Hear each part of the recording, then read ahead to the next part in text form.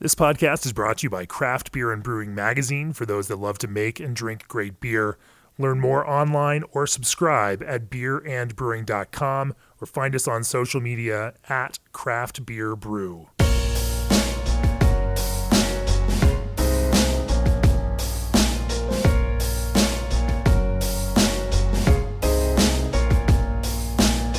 Hey everybody, it's John Hall, the senior editor of Craft Beer and Brewing Magazine, and when Washington crossed the Delaware, he would have had it so much better if where I am right now was open, and that's the Referend Bier Blendery, and James Priest is sitting across from me. Thanks for having me here.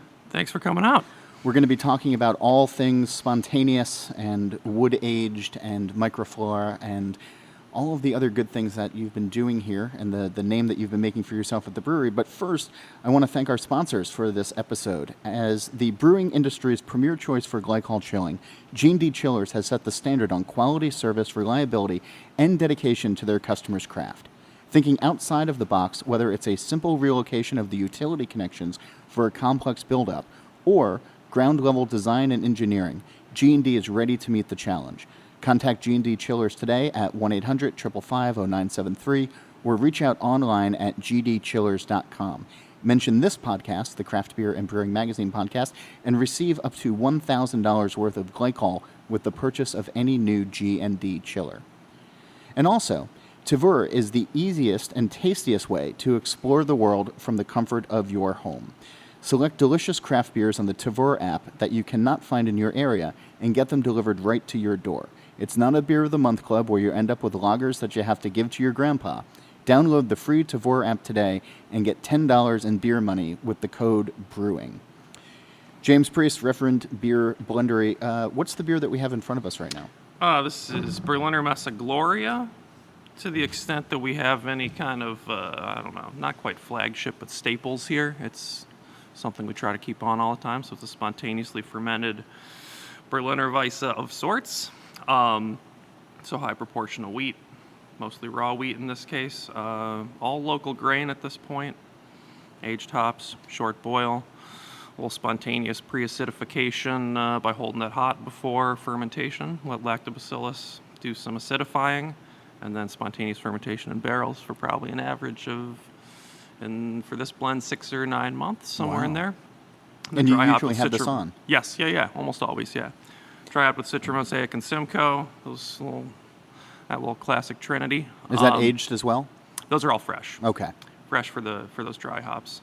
We haven't yet really experimented too much with aged dry hopping. I could hear 1,000 haze brewers screaming in the night of you taking Citra and Mosaic and yeah. Yeah. We've used some.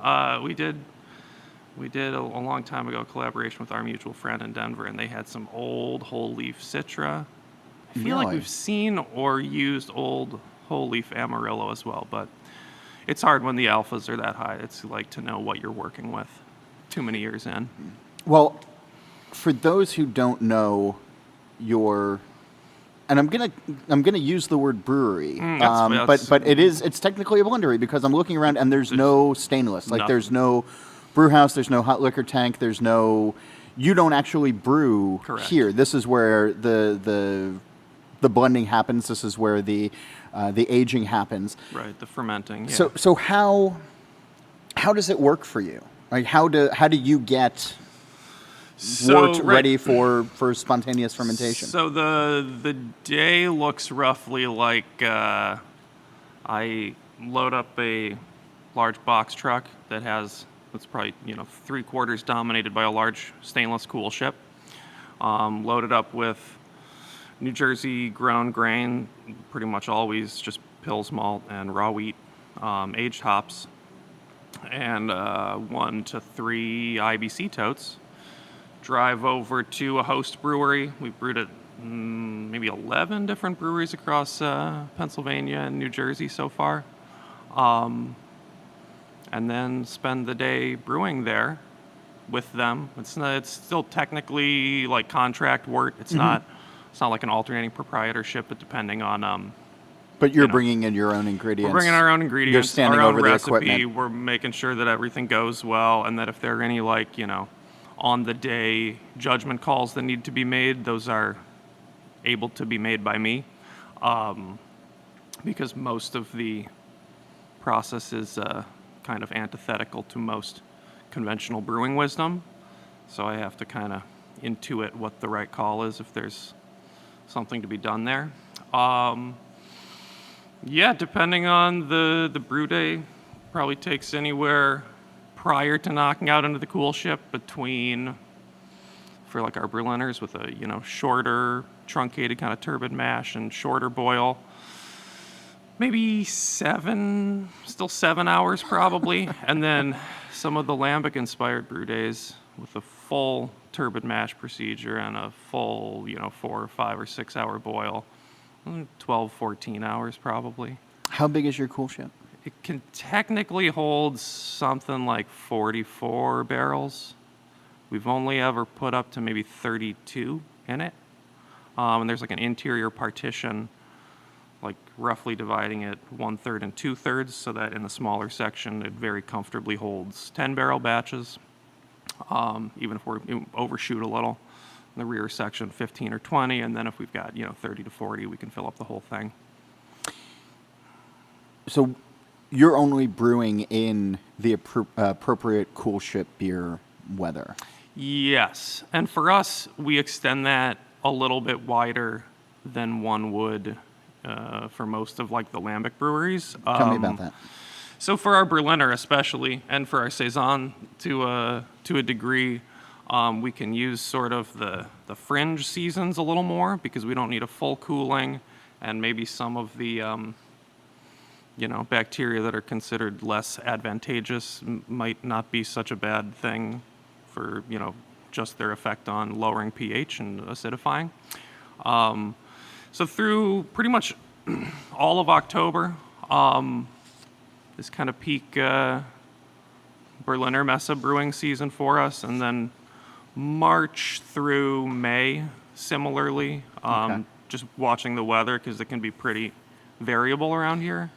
We can, depending on the week, be brewing sometimes both,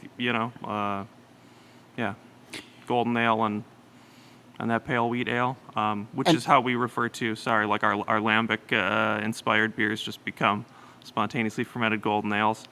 And the Berliner Messes that don't, just the genericized version of that we call just a pale wheat ale. And then some of them, if they don't quite fit the exact target framework of Berliner Messe, we'll use just with that moniker, spontaneously fermented pale wheat ale. Yeah. Do other treatments to them. I'm imagining though, so if you had a brew house here, you could be watching the forecast and be ready to go. Yes, it would be massively helpful. Yeah, but when you're working with other host breweries, as it were. Right. We still, that's part of the big challenge, really, is scheduling. Not only, it's hard enough, as most people in the world know now, just scheduling anything with like 2 people, 2 parties, right? Mm-hmm. It's very difficult. And then, when you have to factor in the weather as well, it's touch and go at times. Because you also need, a lot of the time with your coolship, like, where are you parking this? Like, where are you hoping to get, like, because you leave it on the host brewery's It's on the property. Right. It depends on where we are. We're generally not that picky. It's the old beggars choosers thing. It's certainly overly romanticized. And then the backlash of like, people are always talking about how it, it should be, somewhere, just idyllic and, pastoral, and then people are like, well, Cantillon's in, this is just random urban area. Not a great neighborhood. And so it's like, right. I don't know. The truth is you can pick up something anywhere. If the air itself, to me, smells good, like we're not cool shipping in Newark anytime ever, Okay. Like if the air smells bad for whatever reason, whether it's a dumpster there or heavy industry, that's not a place we're going to brew. So have you scouted out the places beforehand then? Have you walked around with your nose up in the air, taking deep breaths? There are certain places that are, a little too industrially dense. where you can smell just kind of chemicals in the air, or their byproducts, and It's really interesting. I remember talking to the guys. I think it was Dovetail in Chicago, which have a cool ship right under downtown. the L or and, whatever? Yeah, Yeah. and their line was, we just ferment with whatever the L brings us. I love it. But that's sort of a different Right, and they're take doing then. fully that urban model. And that. But you're a little bit more of a traditionalist. I mean, in my conversations with you, I know you're very I'm cautious torn. about language, Yes. first and foremost. But two, you're sort of towing that line a little bit, where I there's think the you have to- romanticism of the right, past. Yeah, definitely. I think it's important to know tradition, know where things come from, but what you do with it from there, I think, is sort of the more fun part. So when you found a suitable location then to set up the cool ship, are you leaving it in the brewery? Are you leaving it in a parking lot? Because then you're going to have to worry about overnight conditions. You're going to have to worry about a rainstorm coming through, Right. or any number of Yeah. things. Are you screening it? Like, is there a screen or a mesh that goes on top? Or are you There's not. I mean, we play get with some stray leaves we and just in autumn? Or- if it's windy enough, there's definitely been leaves are in the spring, little dandelion seed heads and things, all kinds of fun. Fishing those out first, I hope. Yeah. I mean, they get racked off with the leaves, they get left behind. I love it when that happens. But yeah, I mean, we'll occasionally position it to, if we have the option to catch the wind better. We did that at Cape May, had a very intentional setup of how we wanted the truck positioned. So Cape May Brewing down yeah. the tip of the state, down the Exactly. shore. Yeah. Probably. Yeah, and so that was allowing it to basically catch all the wind headed in. But other times it's just opening up. There's very little wind. We used to occasionally use a small fan to encourage that, but I stopped because I don't. There wasn't I don't, a discernible I don't difference? love it, and I mean the discernible difference is, will it cool faster if you're blowing a fan across its surface? Absolutely, but we can also just wait a little. I think that's fine. You said almost a dozen different places in this area? I believe so. Yeah. So, how far out from where we are, which again is not far from Washington's crossing Right. of the Delaware? Yeah. So we're on the Jersey-Pennsylvania border. Cape May's probably the furthest. Okay. If that's And so that's probably the 100 question. miles? Yeah. Right. Yeah. It probably took just about 2 hours. Okay. Most of the places are half an hour to an hour away. I would Okay. say. What I was starting to get at, though, was, have you noticed any sort of change in the flavor profile of one place that might be 30 miles from another place that might be So 100 what's- miles, right. wherever? Yeah. That's sort of the tricky thing of having. This is it's non-science, right? Yeah. And so everything is so variable. Not only is everything inherently variable because you open it up to the outside air, and so invite nature to do whatever it's going to do, but even the choices that we make, there's not necessarily. I'm less interested in performing the exact same brew day at every location, and certainly You don't want it to be like a homogenized kind of... Right, not necessarily. I think I would always rather leave room for kind of, I don't know, intuition to play a role. If something comes up that seems at odds with what we would do otherwise, I think we should go with that. If it's like a slightly warmer day, we might increase the hopping rate to stave off a little more bacteria. And so then that's no longer a fair comparison. Everybody's like kettles and mash tuns, for that matter, work a somewhat different way. The evaporation rate can be pretty variable depending on where we're at, which can have a huge impact on the final product. Everybody's brewing water can be a little bit different, and we don't chemically adjust at this point beyond dechlorination. Okay. At this point, So- is it something you're thinking about? No, Is it in something okay. in the early, like our first brewing season, we did some like gypsum and calcium chloride and things, small little strike water And it just adjustments. didn't- But well, I mean, it was just at a certain point, it was like we tried it once without it, and we tasted them all 6 months out. And if there's no appreciable difference, I don't really want to start messing with things Sure. too much. So we don't know. And if we ever brew here, we're on well water here, and it's very, we got the water tested, and it's some fun, hard water. Like, might, take its toll on our equipment, but I want to use as close to that as possible. And here being, so this is a 13,000 square foot Yes. warehouse that just sort of an industrial park in Jersey, but it really has it's. I like to call it a business park. Okay. it's fine. A rose it's- by any other name is It's an industrial park in like a semi-agricultural area, Okay. where it's I like didn't mean it in a disparaging no, way. it's just for people, especially by the time you say New Jersey and industrial park, they can give a different idea. Yeah, no, The Sopranos I'm not didn't trying shoot to on location exactly. here. I'm not trying to that's oversell what this is, but But you're thinking about at some point your own brewery. at some point in the not too far future, it'd be good to take control of some of those things. What sort of control do you think you'd get back? Like what so that excites one you on that? Because I remember right. when I first started talking with you a couple of years ago.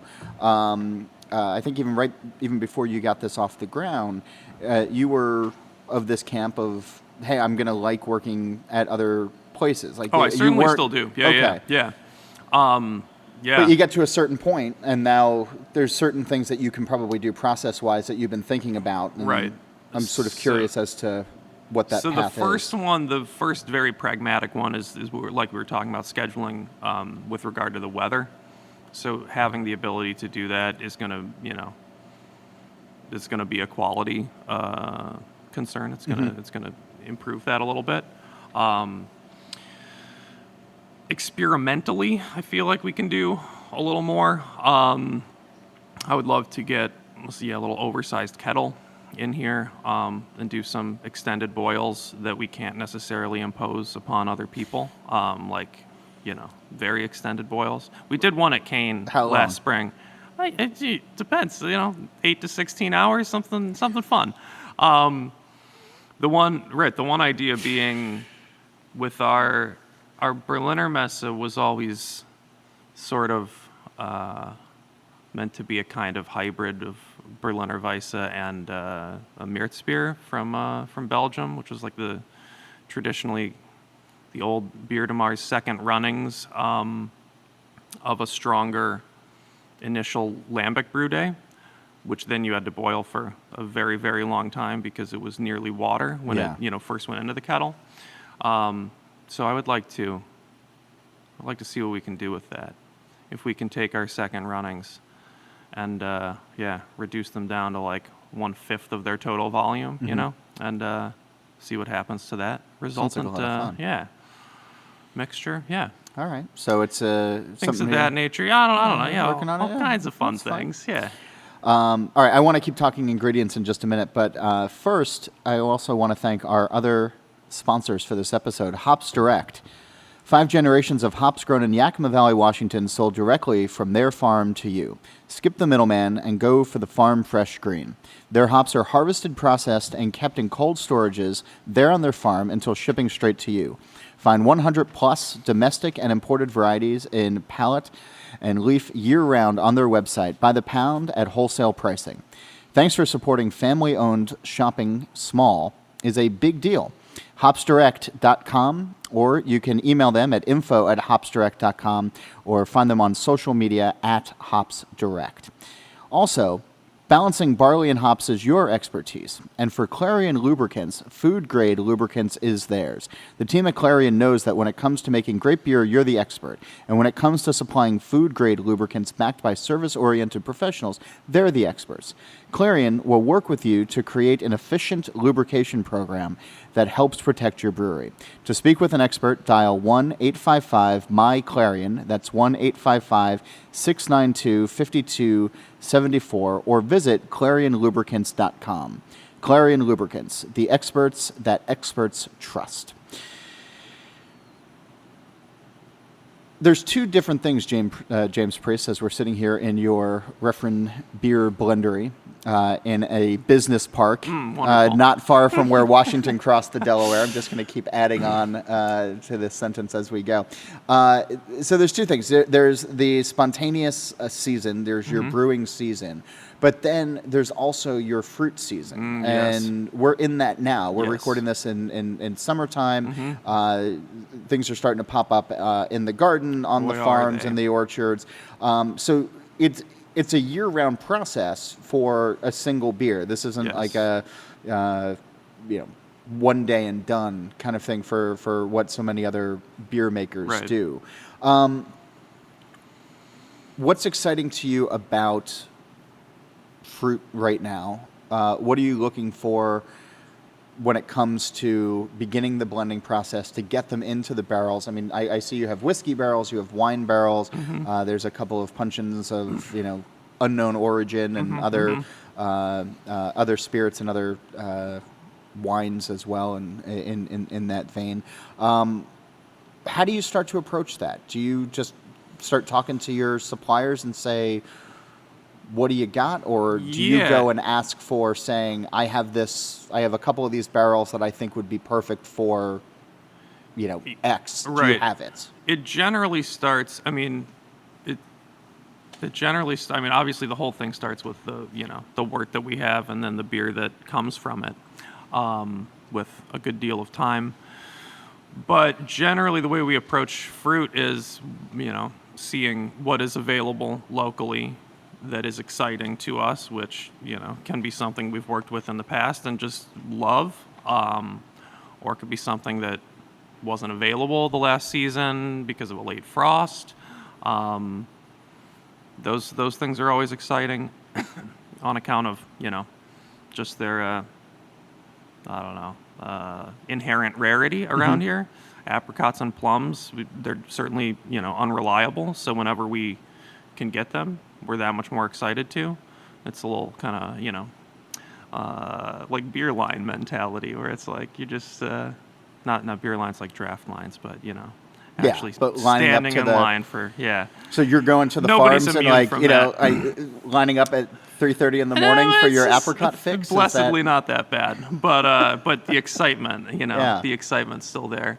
So we did a ton of research the past 2 and 3 years about what farms grew what, started buying from them, seeing what the fruit quality was like, seeing what the people were like. And this year I was very, very lazy. The last years I was always, researching like crazy, driving all over these 3 or 4 states. Exactly. Tasting the fruits of the land and seeing what's here. And this year I was like, well, I guess I missed the window on, whatever, dark juice sour cherries. And the day I decided to, okay, I really, it's been on my to-do list for a week now. I got to make sure to get this call onto the farmer and see if there's anything. Then he calls, because we worked together last year, and that's happened like 3 or 4 times now, where the farmers are reaching out to us with the fruit that we might like. Sometimes we've worked with it in the past. Other times they just know that they've got a big crop all of a sudden and, need a home for it. Are you going and delivering the beer to them afterwards, giving them a bottle to taste to see where it goes? I've been very bad at that. Okay. One of the reasons is just because I'm forgetful and I just leave here just in a big old hurry. Yeah.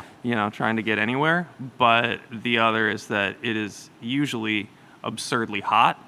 And so if there's any like stop that needs to be made on the way, and I've got, a bottle of not fragile beer, but I don't want it hurt by 120 degree hot car either. Yeah. That's always a concern. I guess I just need to learn how to, use a cooler. But I was gonna say there's there's technology that things, exists. frequently. So I'm doing this like in just like a little Subaru, and so I remove everything from the car in order to fit as much possible fruit in it on the way back. So like sometimes you get like you've loaded up the passenger seat and forget to buckle the seatbelt, and so for an hour drive home it's just dinging at you the whole way that thinks there's a person there. It's just 300 pounds of grapes or 300 pounds of blueberries. I don't know what to tell you. When you're looking for fruit, though, are you trying to get it at peak freshness? Are you trying to get it a little underripe? Are you trying to get it a little overripe? Like where have you found? Generally, we're trying to get it ripe to overripe. Okay. Now, and when you now have a line on blueberries and you have the Yes. 300 pounds or of grapes or whatever that's in your car, yeah. you're now working. Is it coming from here, or is it coming from the farm in your car? Yeah. And then directly into Directly here, yeah. If it's something like that where it's time sensitive, like any berries are, grapes are, like peaches, nectarines, plums are probably the only things that You got a aren't like couple of days on terribly, those, terribly time sensitive. We don't even have a walk-in here, so it's very much like as soon as fruit the gets Subaru here, we're pulls up. processing it. Exactly. Yeah. Right. Everybody knows you just grab your knife and your cutting board, and here we go. But so you're right. Generally, ripe to overripe.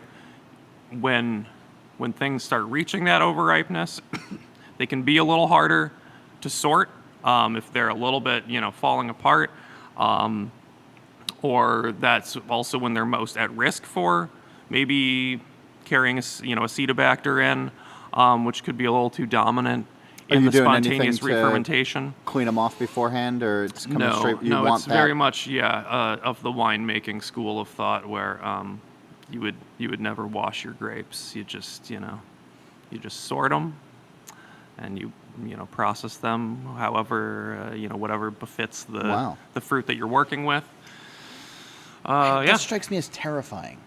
Yeah, well, I mean, isn't that in line with everything though that is wild beer? That's always been my thinking. Is yes, it is terrifying, but it's more terrifying to me to take like a truly wild beer, as in one not grown up in a lab of the yeast cultures used, and then add to it anything that isn't correspondingly natural, wild, just occurring somewhere. The regulation of it. Yeah, I think the whole, to me, right, the whole ethos behind, wild brewing is terrifying. It's how do we get out of the way of what this process is, and just sort of be, gentle, careful custodians of this fermentation such that it yields something pleasing at the end. The nature of wild beer, and you sort of touched upon this of coming up in a lab. I think we've lost, as it's become more mainstream, we've lost a little bit of what it means to be truly wild. And I've had conversations with other brewers and blenders about this in the past, but I'm curious on your take of, I don't imagine you walk into a place where somebody has a, Brettanomyces whatever on, and you're going to say, well, if you use the smack pack, go to hell. You're not that guy. We drink the hell out of those. Yeah. They're great beers. But is there... I think we lost the wild nomenclature like over a decade ago. And not like it's a bad thing necessarily, but I think attempts to recapture that are going to, I don't know, be perhaps a little futile. We've wild in beer 10 and 15 years ago was being used, but it always just meant, hey, we spiked this with Brettanomyces, or we accidentally spiked this with Brettanomyces. Or it accidentally got in there. Right. Yeah. Right. We didn't accidentally spike For it. whatever just, reason, that's what this Brettanomyces has. is Which now actually, present. in that case, it is maybe more properly wild than if you buy your Brett Brucks So back. And where do you steer the conversation then to folks? Because that word is thrown around It's why so we're casually. trying to because to me, in theory, it is synonymous with spontaneous. We're just trying to teach people what it means to be spontaneous, which I always forget until we go to festivals and people are saying, spontaneous, you mean so you just on a whim brew this beer? How does that work? Because we only know that, one more prevalent definition of spontaneous, but Yeah. of course the other one that's maybe more prevalent in other languages is just sort of, immediately, naturally occurring, without any kind of intervention or thought behind. It's just what happens spontaneously. But I guess the question is, if you, as you have people in here on the weekends and people who line up at the Great American Beer Festival to taste your beer, I know you're out there last year for it. When you're trying to discuss your beer, and then there is somebody who's 3 booths down or another brewery 10 miles from here that's using similar language, are you trying to differentiate yourself in any way? Are you trying to be... I don't mean disparaging towards somebody else, but what you're doing is different from what... Right. That's always sort of the struggle, is that, right, when you're doing something that is very difficult and very different, you do have to let people know what you're doing and why and what it means to do those things, right? And it is, inherently, I think, going to be a kind of differentiation. Not necessarily that it's better, but it's certainly what we find interesting and philosophically coherent for what we do.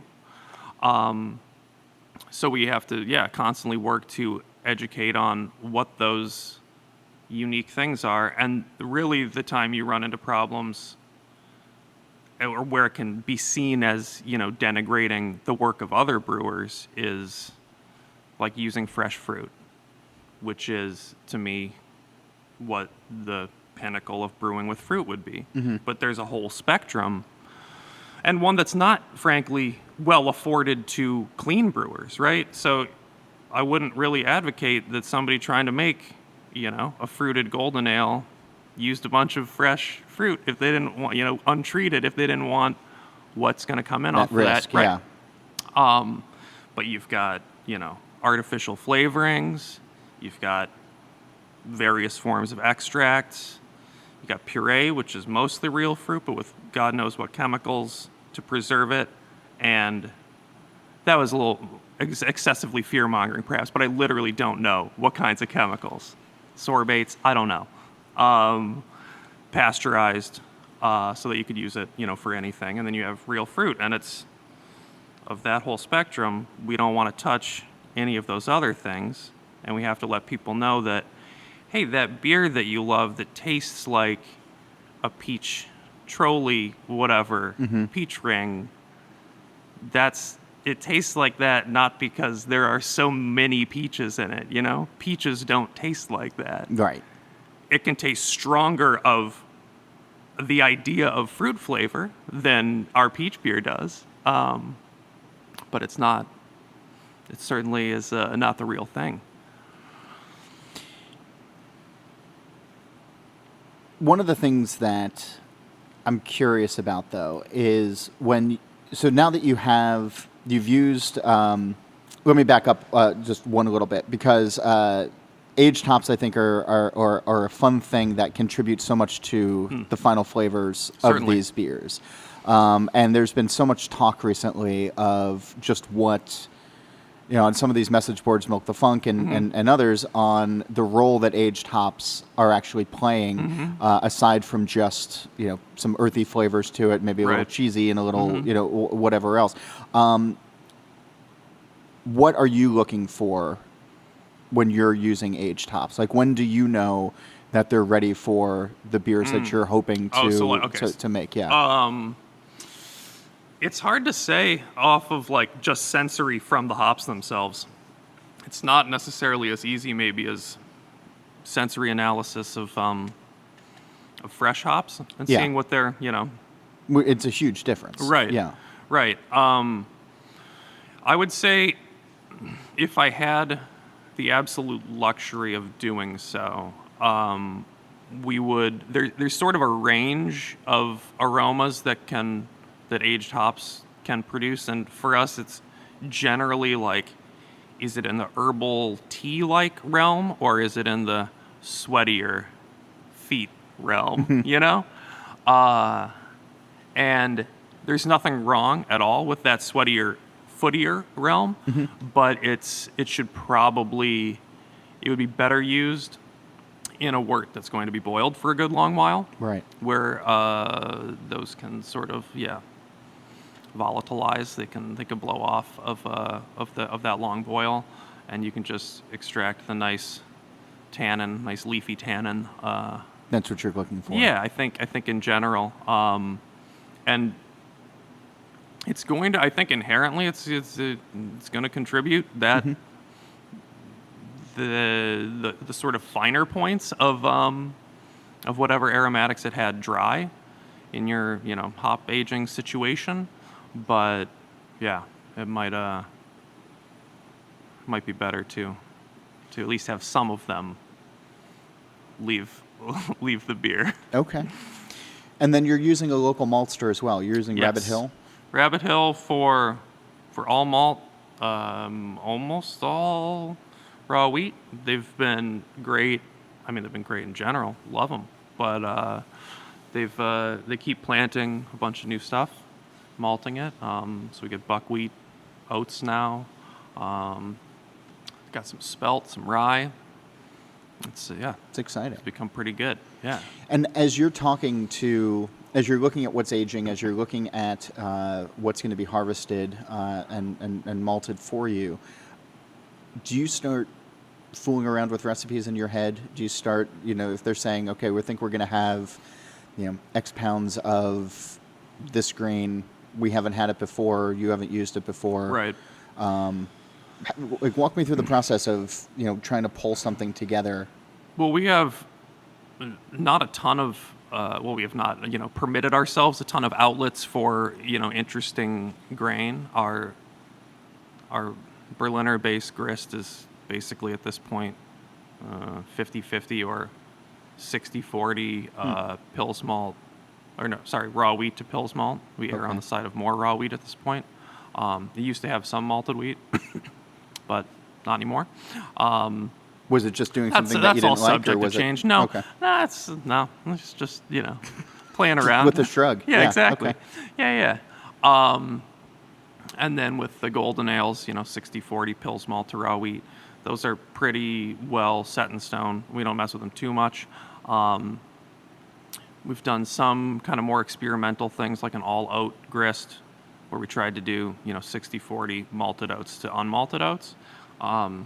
Which worked. It's just horrible extract. Yeah. It's like, so we need to really, for the next one, especially because then we're going to probably blend the two. So we have to massively overshoot it and make some kind of, 17 Plato beer or something, which for other people, not so crazy. But for us, we're like, everything's between, 7 and 13 Plato. So outside of your comfort zone at this point. Yeah. Where I'm comfortable. It's just, it's gonna take a lot of grain. When you're doing these experimentations, when you're trying different things, one of the questions that I get asked a lot, by readers and listeners of the podcast and everything, is how do brewers know when something is ready? When there's so many different variables, because it's not like a set recipe. It's not necessarily a following BJCP whatever. There's this sort of intuitive sense of the blender, the brewer saying, okay, now I think that this is the perfect representation. Right. And I think you can get in your head and say, maybe I'll give it 3 more weeks. It might be perfect now, but let me see where it's at in 3 more weeks, and then maybe it'll even be better, but maybe it's worse, right. Exactly. So I look around at all of these barrels that you have, and you're doing tastings off of them. You have all sorts of different fruits and different treatments going on, different woods as well.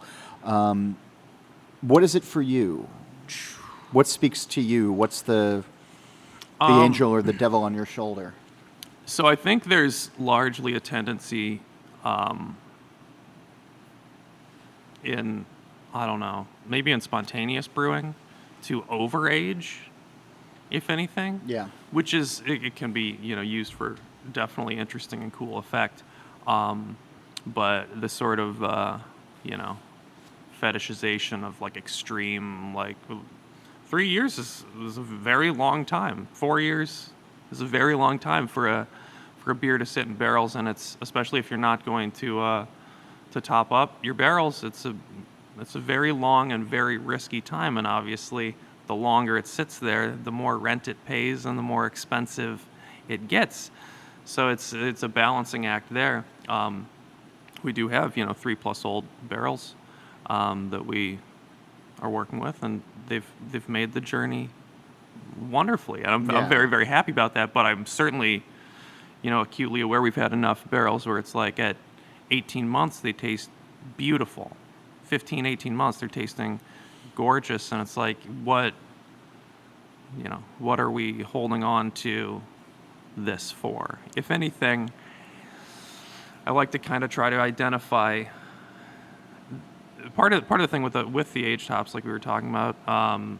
If you use enough of them, it can still contribute a lot of bitterness and astringency. Sure. Even if they're very well aged. So that's something that ages out pretty well. So in a young beer, in like a year-old beer, if it still tastes astringent at all from like a hop-derived astringency, we know maybe we leave this one alone for, if we need something for 2 and 3 years, this is probably the likely candidate. A lot of it is looking at your total barrel stock and saying how, trying to think of yourself in the future and say, how am I going to make sure I've, accorded myself enough, barrel stock. Right. Right, of different ages for the next couple of years. And so those would be candidates for that. And if something is, just singing at, 15 months, I think it's time to use it. You got to listen to it. Yeah, even some beers 9, 10 months old, they're at least candidates for fruiting, especially if you're going to try to have like a more extended skin contact time on the fruit, depending on what it is. But otherwise,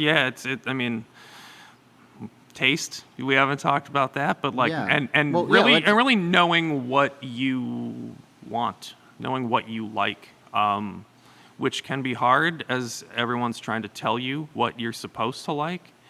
But, tasting a wide diversity of not just beer, maybe, especially in this line of work, but wine, maybe fortified wines, oxidative wines, things that have maybe a fairly close affinity with what you're trying to do.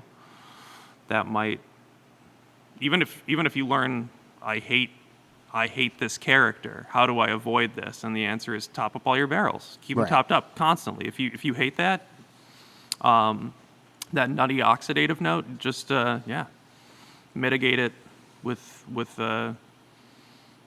every ounce of ullage reducing top up material you can. We see a lot of the trends, though, because taste, I think, is super important in this, because these beers can be either polarizing for a lot of folks, but I also think can be a great gateway for wine drinkers, especially, to come into beer, especially if they're done with the care and the precision and the thoughtfulness that you're doing with yours. Mm-hmm. But you don't. There's nothing trendy about these right now. It's people standing in line for pastry stouts and milkshake IPAs and sour IPAs and everything else that's sort of out there. Mm-hmm. Right now with the tail wagging the dog, and those get a lot of people coming in and thinking about beer in a certain way. They're capturing the imagination of the 21-year-olds who now maybe think that all beer is supposed to taste like strawberry banana milkshakes or peanut butter cups or whatever it is. And I'm not dismissing it, because I think it's great that they're drinking local and they're supporting local. But taste for you goes a different way. Yeah, absolutely. Yeah, I think, well, yeah.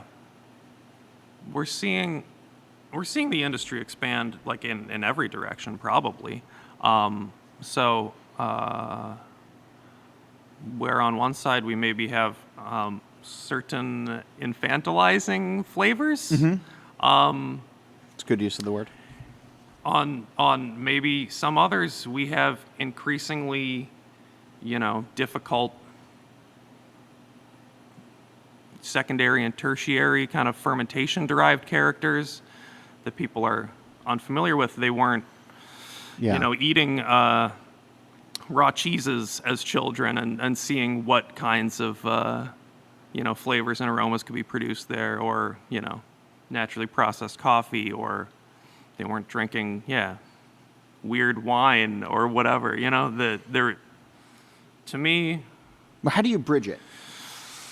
I think, so certain times accidentally we will, only half accidentally we'll bridge it.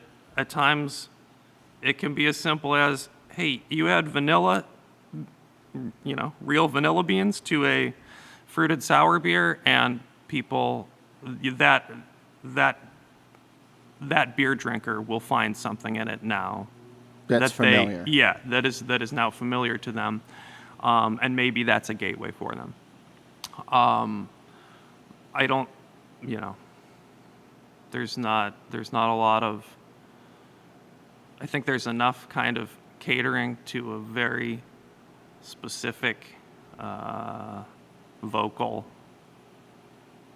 group in beer now, that I don't really feel the need to like change everything that we're doing as a result, especially not if it's not in line with every other kind of principle that we seem to hold. So I think we generally just want to keep doing our thing, which we think coheres and makes sense, and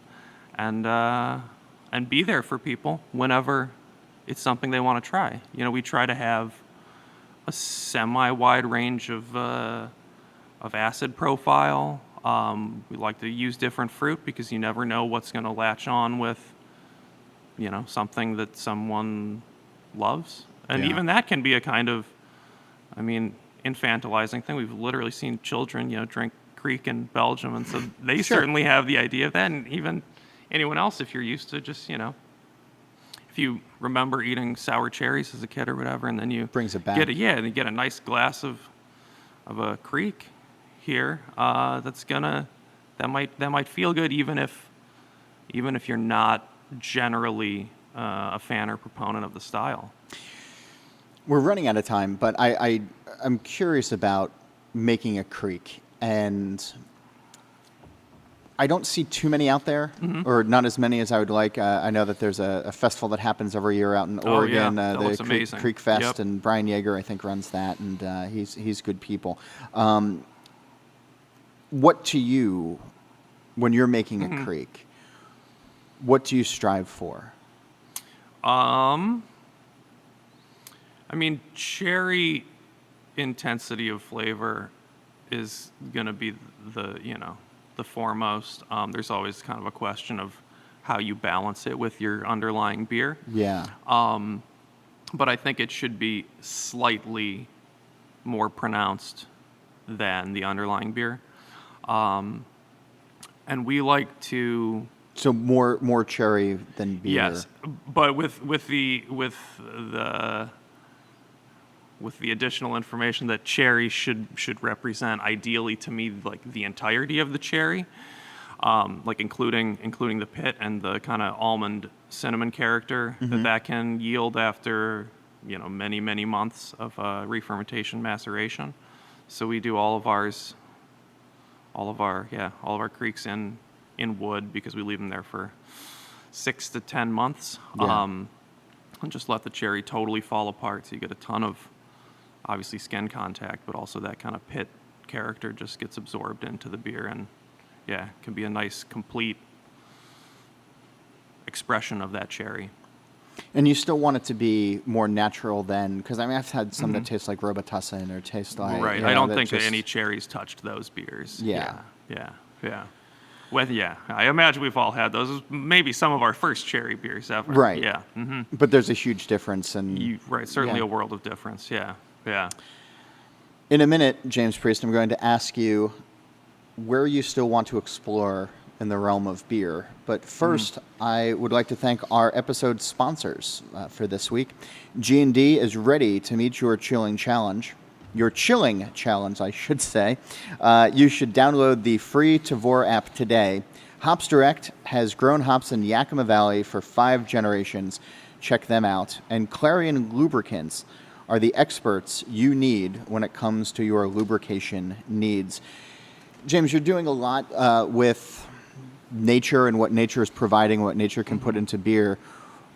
What are you still looking to explore? What's the next summit you're looking to? I think Next we peak can you're looking to always summit, I should we say. can always do more with malt diversity. That seems still the most forgotten, overlooked element in beer, despite being its foundation. Yeah. Obviously, the character of the beers that we produce here are always going to be more yeast expressive, fermentation derived character. But I would love to see what we can do with different wort types from different grains, different malts, working locally, but exploring that further. I neglected to mention earlier that like Mont Saint Victoire are like saison or our spontaneous impression of saison. That's sort of our outlet for when we get those cool new malts. right cool grains and things. Is we use them in there and see what becomes of them. And then just using some of the local ingredients, local and or native to us, that maybe aren't necessarily the easiest to use bureaucratically. We've been pretty lazy as far as if it's not like approved by the FDA, then it's not always like worth our time if we have to do so many different, to jump through so many hoops just to use it in a beer. Yeah. But there are so many brewers like Scratch in Illinois and Antidote in Belgium, that even Plan B, Evan Watson up in the Hudson Valley. Right. Yeah. It's really cool to see them use, not even necessarily obscure ingredients, just obscure for beer, just like the ingredients that are maybe all around you all the time that you didn't think of, didn't identify as ingredients to begin with. I think there's a lot to be done there. Well, if people want to see what you're doing and taste what you're doing firsthand, if you're a history buff, Washington Crossing is not far from here. I imagine you're closed on Christmas Day, but they do the reenactment down there.